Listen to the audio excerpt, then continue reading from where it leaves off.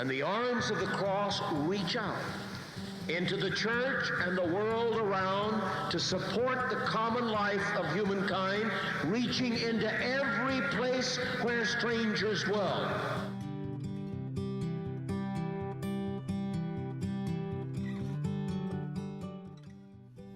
Charles Hammond was a fine man, a fast friend.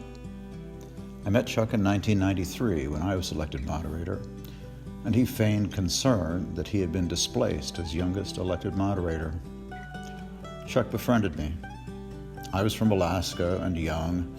He was by then an old hand and seasoned administrator.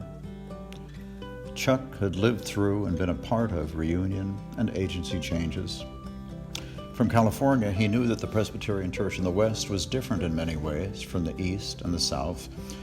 And over the years, he would explain many practices and alignments and patterns that he thought might puzzle me.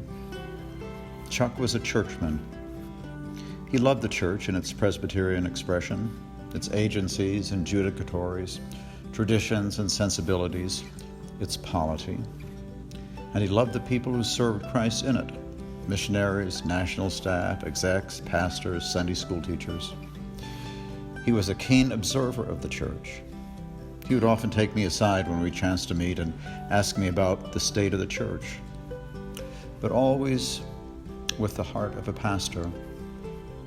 He could be boisterous, and you generally knew where he stood on a matter.